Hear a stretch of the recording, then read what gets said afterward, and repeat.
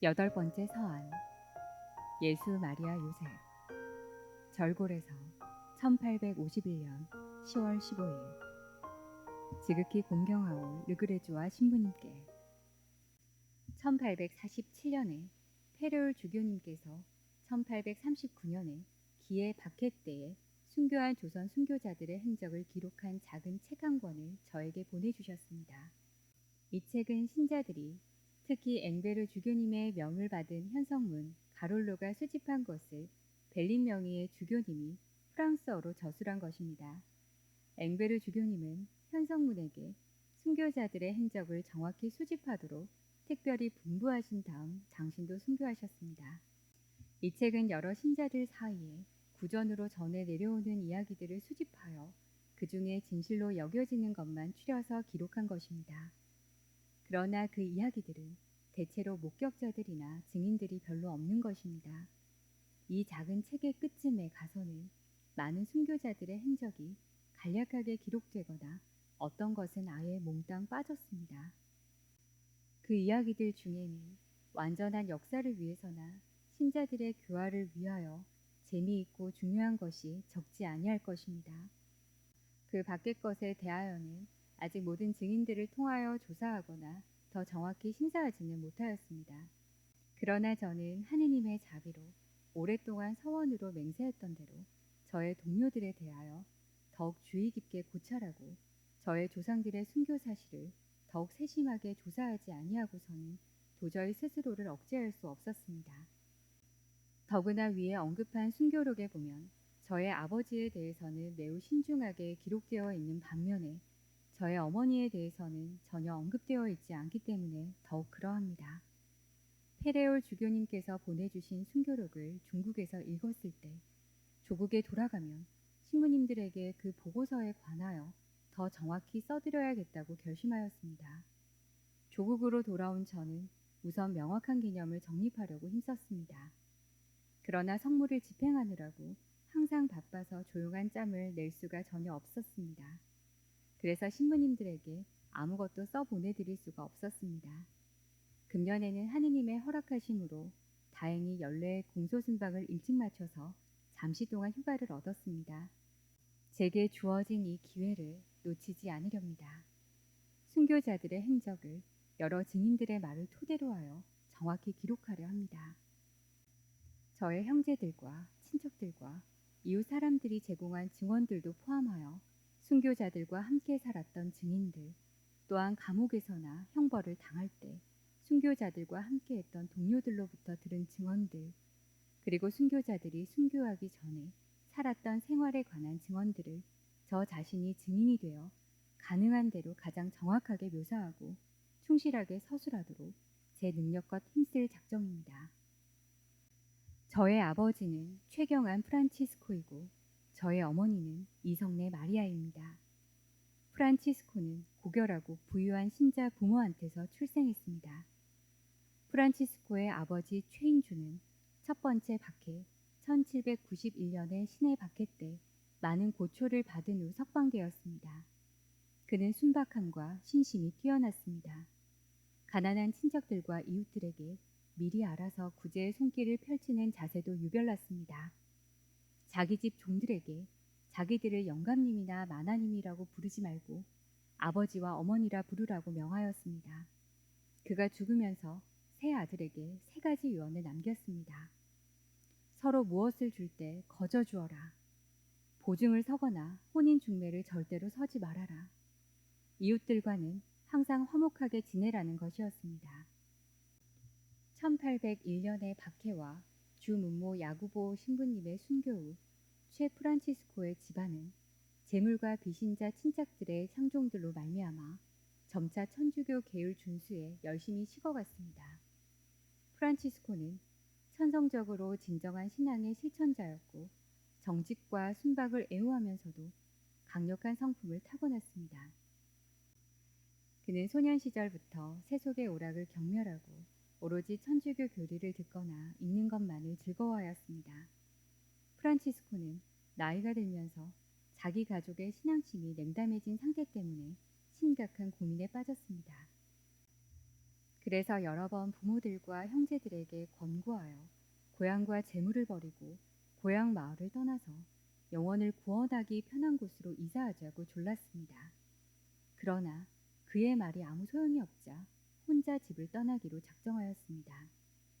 집에는 모친과 세 형제와 네 누이들과 아내와 자식들이 있었습니다.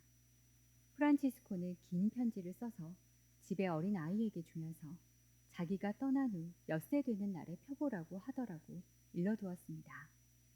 그러고 나서 신앙을 열심히 실천하고 교리에 더 밝은 신자들을 찾아 집을 몰래 빠져나왔습니다. 프란치스코가 집에서 보이지 않자 가족들이 수선을 떨며 찾는 바람에 어린아이가 프란치스코의 편지를 내보였습니다. 프란치스코의 형제들이 그 편지를 읽자 온 집안 식구가 대성통곡하였고 대책을 세울 수가 없어서 어찌할 줄을 몰랐습니다. 모든 형제들이 프란치스코를 찾아 나서서 그를 데리고 함께 집으로 돌아왔습니다. 그러고 나서 가족 전체가 만장일치로 합의하여 고향과 친척과 재산 등을 모두 버리고 25명이나 되는 가족 전부가 왕도 서울로 이사하였습니다. 프란치스코의 집에 신자들이 너무 자주 드나들었기 때문에 3년이 지나자 이웃 사람들에게 신자 집이라는 것이 탄로나서 관과에 붙잡혀 갈 위기에 처하게 되었습니다. 친지 중에 세력 있는 고관들이 프란치스코 집안을 외교인들의 술책으로부터 구출하려고 세도와 압력으로 그들의 주동자를 중하게 처벌하겠다고 제안했습니다.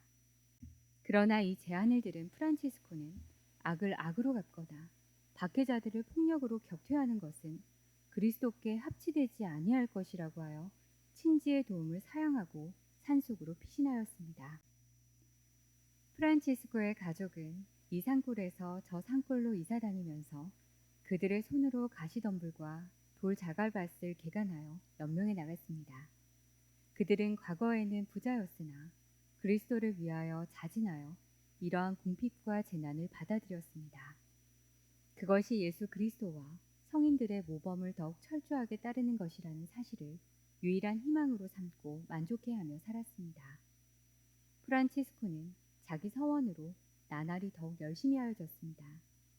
그는 비록 한문 교육을 별로 받은 바가 없었으나 자주 깊이 묵상하고 신심 독서를 함으로써 열렬한 애덕과 하느님 신비에 대한 해박한 지식을 얻었습니다. 프란치스코는 열변과 달변으로 천주교 진리를 강론하거나 강의를 하였기 때문에 박학한 신자들이나 유식한 사람들까지도 그의 강론을 들으러 왔고 매우 까다롭게 꼬치꼬치 따지는 비신자들까지도 그의 변론에 설복되어 돌아가곤 하였습니다. 밭에서 일할 때나 집에서 일할 때나 길에서 누구와 담화를 할 때나 항상 천주교 교리와 신심 사정에 대한 이야기만 하였습니다. 그가 얼마나 꾸밈없이 순박하게 그리고 몸짓을 해가면서 힘차게 말하는지 듣는 사람은 누구나 탐복하는 것이었습니다. 육신을 가꾸는 일이나 세속적인 평판이나 세속적 관심이나 현세적인 사정에 대해서는 조금도 관심을 두지 아니하였습니다. 프란치스코는 장을 보러 갈 때에는 물건 중에서 제일 나쁜 것이나 흠있는 것을 골라서 사옵니다. 왜 그런 짓을 하느냐고 나무라는 사람들에게는 제일 나쁜 물건을 사는 사람이 반드시 있어야 하지 않겠소. 그런 사람이 없으면 이 불쌍한 장사꾼들은 어떻게 살아갈 수 있겠소? 하고 대답하는 것이었습니다. 어느 해 추수할 무렵 농작물에 굉장한 폭우가 쏟아져서 곡식을 다 잃게 되었습니다. 모든 이가 그러한 재난을 당하여 눈물로 탄식하며 실망하고 있을 때 프란치스코는 여느 때와 마찬가지로 평온한 얼굴을 보여주었고 오히려 평소보다 더 명랑하여 사람들을 어리둥절하게 만들었습니다. 이상하게 여기는 교우들에게 프란치스코는 다음과 같이 설명했습니다. 무엇 때문에 이렇게 절망에 빠져 있고 이처럼 비탄에 잠겨 있습니까? 모든 일이 하느님께로부터 오는 것이 아닙니까? 세상 일이 다 하느님의 안배대로 되는 것임을 왜 믿지 아니합니까?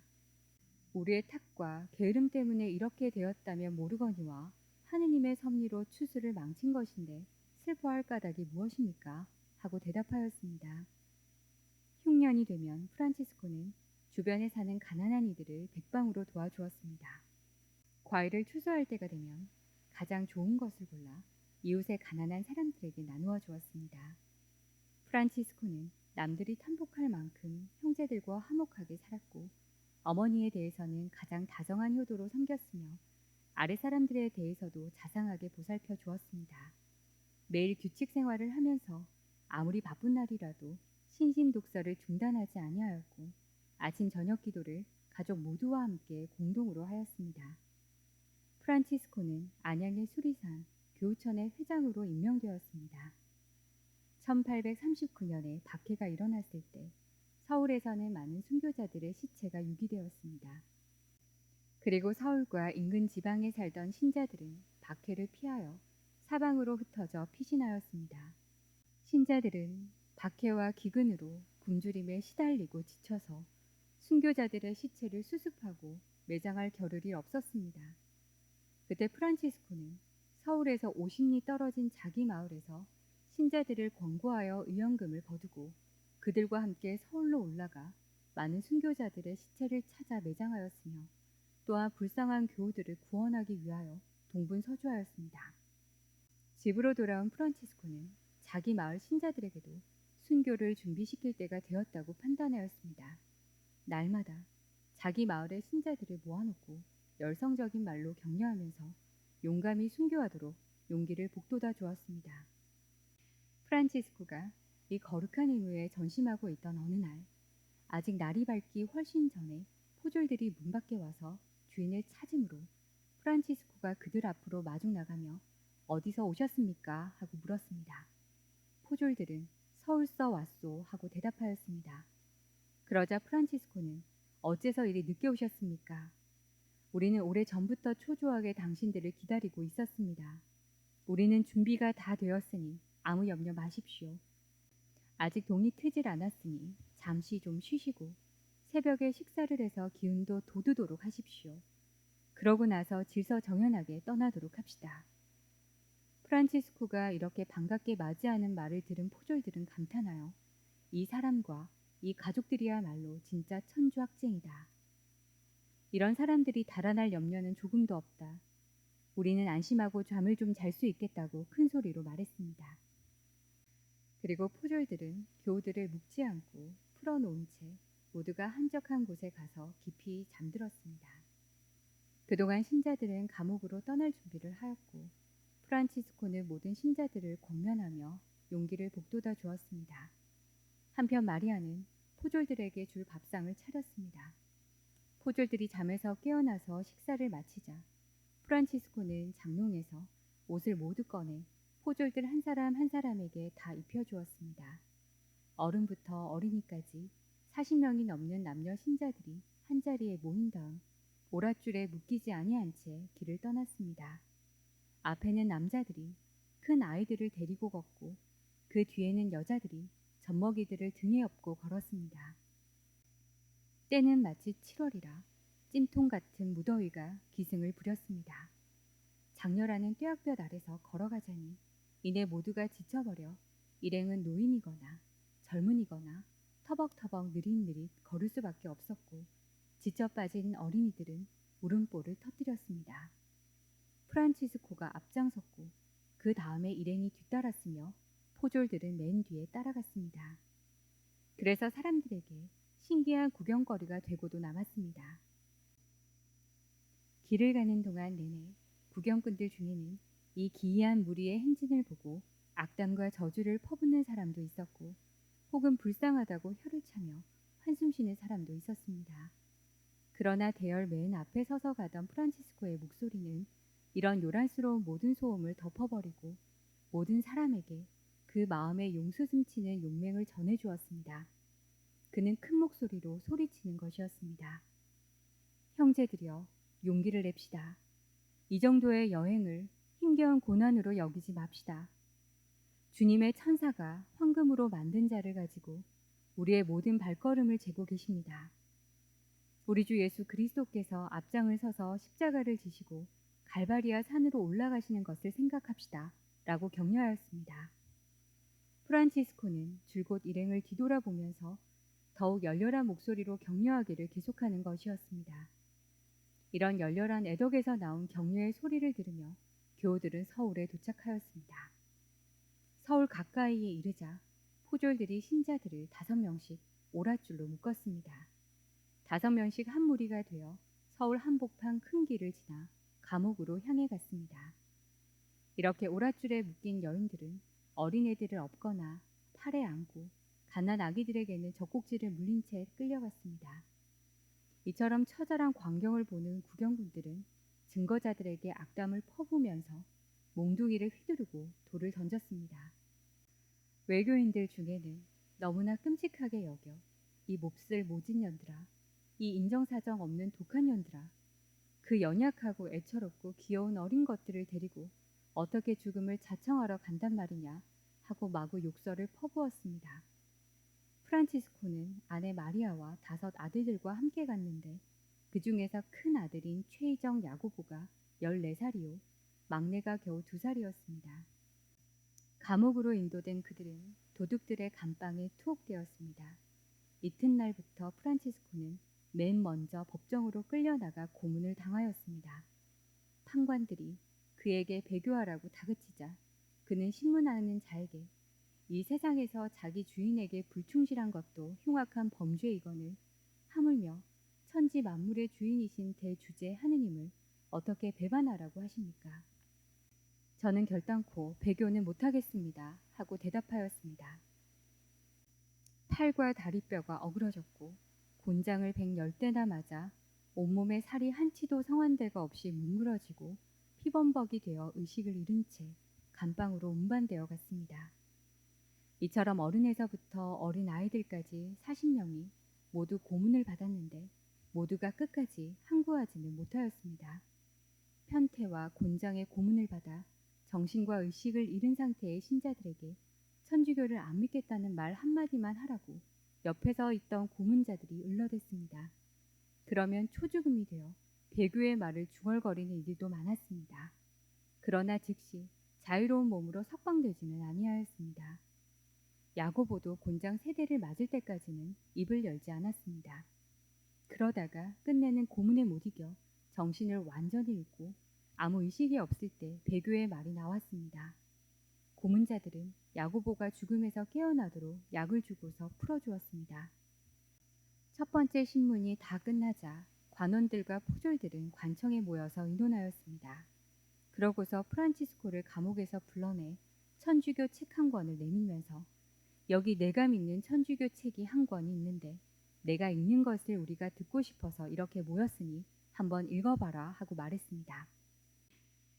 프란치스코는 이 제안을 기꺼이 받아들여 마치 잘 차린 훌륭한 잔치에 초청받은 것처럼 기뻐하며 웃으면서 책을 펴들고 목청을 가다듬어 낭낭한 목소리로 책을 읽었습니다. 그가 하도 열심으로 하도 감격적으로 읽었기 때문에 그가 읽는 것을 듣던 외교인들이 모두 벌떡 일어나 그 처참하고 무시무시한 상황 속에서조차 그렇게도 자유롭고 깨끗한 기쁨을 자아내게 하는 천주교를 자발적으로 긋고 참여하였습니다. 프란치스코가 읽기를 끝마친 다음에 포졸들이 마리아에게 책을 주면서 읽으라고 하였습니다. 마리아가 글을 읽을 줄 모른다는 핑계로 읽기를 거절하자 관원들은 아니 저렇게 훌륭한 회장의 부인이 글을 읽을 줄 모른다니 어떻게 된 일이냐 하고 빈정거렸습니다. 프란치스코는 40일 이상 참혹하고 지극히 혹독한 고문을 헤아릴 수 없이 여러 차례 당하였으나 끝까지 요지부동한 항구심으로 견뎌냈습니다. 그래서 고문자들은 그에게 바윗 덩어리라는 별명을 붙여주었습니다. 이 박해 중에 이러한 별명이 붙여진 찬란히 빛나는 순교자가 2분 있었습니다. 즉 프란치스코와 조신철 가롤로입니다. 프란치스코는 함께 감옥에 갇힌 이들에게 자기가 죽을 시간을 미리 예언한 대로 1839년 9월 12일 음력 8월 5일 감옥에서 영광스럽게 순교하여 36의 나이로 운명하였습니다. 이 성내 마리아는 조선의 저명한 경주 이씨 가문에서 출생하였는데 그 가문에서 유명한 인사들이 여러 명 배출되었습니다. 그 중에 한 분이 단원 이존창, 루도비코 곤자가이었습니다. 그는 첫 선교사 주문보 신부님이 복음을 전하기 위하여 조선에 오기 전에 시골 지방에서 복음을 전파하는 사제의 직분을 집행했던 분입니다. 1784년의 일이었습니다. 중국에서 나온 천주교 서적들을 연구하여 천주교의 기본 교리를 터득한 이벽 세례자 요한에게서 부탁을 받은 이승훈 베드로가 북경에 가서 그곳 주교님을 찾아갔습니다. 북경 주교님은 이승훈을 반갑게 맞이하고 그에게 주요한 천주교 교리를 가르치고서 세례를 주었습니다. 그리고 그에게 많은 천주교 서적도 주면서 조선에 돌아가 사도의 직분을 수행하라고 당부하셨습니다. 북경에서 조국에 돌아온 이승훈은 열성은 뻗쳤으나 교리에 대하여는 무지한 탓으로 조선에서 천주교회를 잘못 시작했습니다. 그는 자기 자신을 포함하여 여러 사람을 사제로 만들었는데 그 중에 한 사람이 이존창이었습니다. 이존창은 후에 이와 같은 일이 잘못임을 깨닫고 뉘우치면서 영화로에 순교하였습니다. 이존창의 집안이 처음에는 모르고서 가짜 사제를 냈으나 나중에는 진짜 사제를 내는 영광을 가지게 되었습니다. 즉 그 집안의 딸들에게서 2명의 사제들이 탄생된 것입니다. 그의 딸 이 멜라니아는 김대건 안드레아 신부님의 조모이고 최양업 신부님의 모친 이 마리아는 이존창의 사촌 누이 멜라니아의 조카딸입니다. 이 마리아는 사난 6녀 중 막내로 태어났습니다. 어려서부터 총명하고 남성처럼 씩씩한 정신을 타고났는데 18살 때에 프란치스코와 결혼하였습니다. 마리아는 집안일을 지혜롭게 꾸려나갔으며 식구들 간에 불화 없이 지내게 했습니다. 그리스도를 위하여 고향과 재산을 모두 버리고 극도의 궁핍과 굶주림 가운데 험한 산속으로 방황하기를 수년을 거듭하였는데도 이 모든 것을 기쁘게 참아 받았습니다. 남편을 따라 먼 곳으로 이사할 때나 먼 길을 걸을 때 어린 자식들이 굶주림에 지쳐서 칭얼거리면 그리스도와 성모 마리아와 요셉이 이집트로 피난 가시던 이야기와 갈바리아 산에 십자가를 지고 오르시는 예수님의 이야기를 들려주면서 자식들에게 인내심과 참을성을 키워주었습니다. 남편이 자기보다 나이가 어린데도 남편을 공경하고 남편에게 순종하며 부부가 한마음 한뜻으로 화목하게 살았습니다. 마리아는 자기가 이 세상에서 남편을 여의고 살아남는 것 외에는 아무것도 두려워하지 않는다는 말을 자주 하였습니다. 1839년 포졸들이 집을 덮쳤을 때 조금도 소란을 피우지 않고 남은 물건들 중에 무엇이든지 좀 좋은 것들을 모아서 쌌습니다. 그리고 포졸들에게 기쁜 마음으로 음식을 준비하여 먹였습니다. 포도청으로 출발하던 날 일행은 벌써 떠났는데 마리아는 어린 것들을 데리고 먼 길을 걸어가야 하므로 그 준비를 위해 집안에서 물건을 조금 챙기고 있었습니다. 그때 포졸 하나가 마리아에게 접근하여 점잖지 못하게 치근거리며 다른 이들은 다 떠났는데 너는 왜 꾸물거리고 서 있느냐? 가기 싫은 것이 아니냐고 말했습니다. 마리아는 관원이 여자에게 짓궂게 구는 꼴을 못마땅하게 여겨 엄중한 소리로 당신은 도대체 누구요? 당신은 아주 망측한 사람이요. 내가 가거나 말거나 당신에게 무슨 상관이 있단 말입니까? 내가 가고 싶으면 가고 가기 싫으면 안 가는 것이 내 자유인데 도대체 당신에게 무슨 상관이 있습니까? 내 남편과 내 자식들이 갔는데 내가 왜 안 간단 말입니까? 당신은 상관 말고 당신 갈 길이나 가십시오 하고 그의 야비한 행동을 나무랐습니다. 포졸이 떠나가자 마리아는 아기 스테파노를 팔에 안고 일행을 뒤쫓아갔습니다. 서울에 도착한 마리아는 남편과 큰 자식들과 격리되어 여인들 감방에 갓난 아들과 함께 수감되었습니다. 다음 날 다른 이들과 더불어 법정에 섰습니다. 팔 다리는 고문으로 으스러지고 곤봉에 찢겼으나 그리스도를 용감하게 증언하였습니다. 이런 육체적 고문 외에도 가장 큰 마음의 고통은 갓난 아기에 대한 모성애였습니다. 갓난 아기는 젖을 달라고 하는데 젖은 안 나오고 먹을 것을 달라고 하는데 먹을 것이 없어서 엄마의 눈앞에서 굶어 죽어가고 있었습니다. 그렇지만 프란치스코가 살아있는 동안에는 줄곧 꿋꿋이 버티어 나갔습니다. 그러나 프란치스코가 극도의 고문을 받은 끝에 마침내 죽고 또 어린 것이 더러운 감방에 축 늘어져 누워있는 것을 보았을 때 자식에 대한 그릇된 자비심에 의하여 마리아의 마음은 흔들리기 시작했습니다. 곤장에도 칼에도 용맹하였으나 자식에 대한 애정에는 약해졌습니다. 그리하여 살덩이와 핏덩어리들이 더럽게 흩어져 있는 감옥에서 마리아는 마음과는 달리 거짓말로 배교한다고 한마디 함으로써 현세적, 영신적 구원을 함께 도모하려는 그릇된 생각이 들었습니다. 결국 마리아는 감옥에서 풀려나왔습니다. 그러나 하느님은 당신의 인자하심으로 당신 여종의 나약함을 다시 구제하시는 은혜를 주셨습니다. 마리아가 배교하여 자유로 풀려나 집에 가 있는 동안에 그의 맏아들 최영업 토마스 모방 신부님의 주선으로 마카오에 보내져 라틴어 공부를 하고 있다는 사실이 탄로되었습니다. 이 때문에 마리아는 상급 재판소, 즉 형조로 이송되었습니다. 거기에 갇혀있던 용감한 신자들이 마리아에게 배교를 취소하고 영광스럽게 순교하도록 권고했습니다. 이 말에 감동되어 마리아는 자기 잘못을 진심으로 뉘우치고 재판관 앞에서 자기의 불충실한 배교를 용감히 취소하였습니다. 이때부터 모든 유혹을 용감히 이겨내고 또 모정에서 오는 모든 나약한 생각을 끝까지 물리쳤습니다.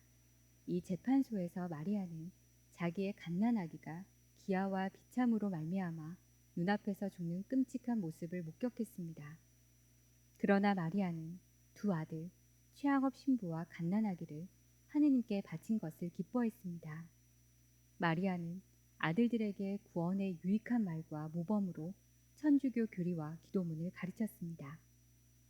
최의정 야고보는 한 달 이상 감옥에 줄곧 머물러 있으면서 자기 어머니 마리아와 함께 갇혀있는 그리스도의 포로들을 위하여 시중을 들었습니다. 그리고 그 모든 사람들이 죽는 날까지 지켜보면서 증인이 되었습니다. 마리아는 형조에서 관례대로 세 차례의 고문을 당한 후 사형 선고를 받았습니다. 사형 날이 가까우자 평온한 모습으로 야고보를 불러 마지막 훈계를 하였습니다.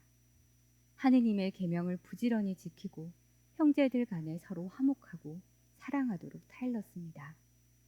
사형 집행인들이 십자가 형틀을 만들고 감옥 전체가 형구들로 가득 찼습니다.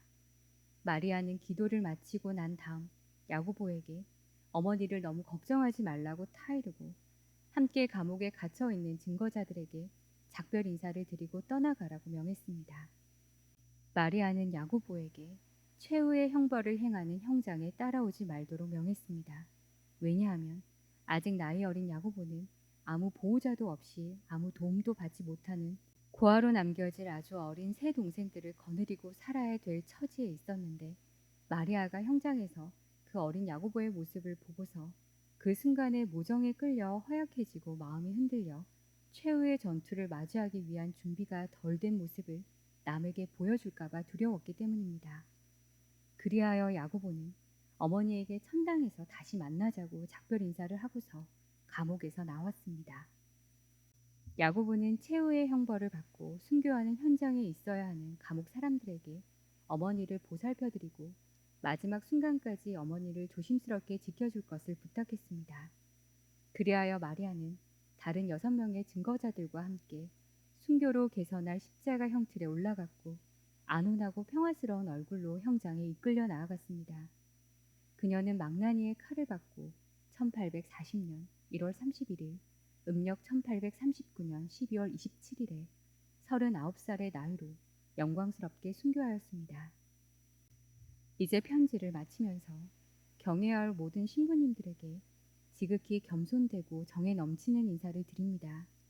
그리고 저와 저의 가련한 신자들을 위하여 항상 기도 중에 기억하여 주시기를 청합니다. 지극히 미약한 조선 대목구의 교황 파견 선교사 최 토마스가 올립니다.